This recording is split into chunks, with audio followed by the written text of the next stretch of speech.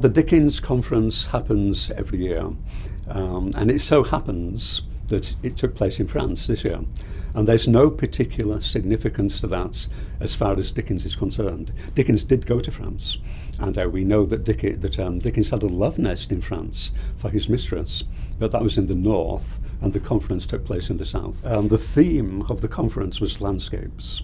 And I chose to talk about Gissing's and Dickens's views of London, their visions of London, the ways in which Gissing was influenced by Dickens, and the ways in which he consciously reacted against Dickens. I've known for a long time, since I was a teenager, that Gissing was born in Wakefield, Yorkshire, in the north, because that's where I was born, and the coincidence caught my attention. And I remember the first time I bought a Gissing book, it was August 1968 in Leeds in Yorkshire. And I still have that copy of Gissing's most famous novel, Born in Exile. Gissing had a very interesting early life, a very attention-grabbing early life. He was a brilliant scholar. He got a scholarship to what is now called the University of Manchester, and he threw it all away. He fell in love with a girl who was becoming an alcoholic, and who was selling herself to finance her habits. And he gave her what money he could to keep her off the streets.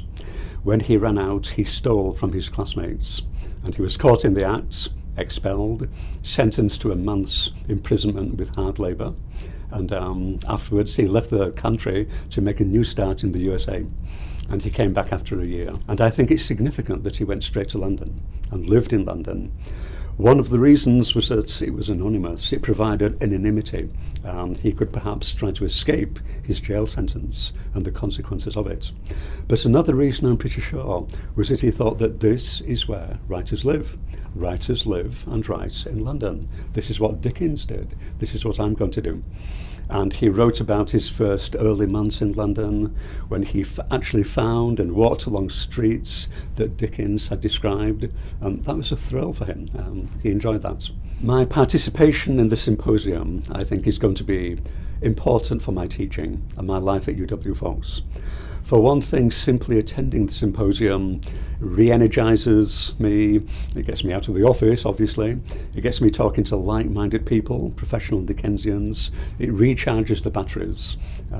It's going to give a certain new impetus to my teaching, a certain enthusiasm.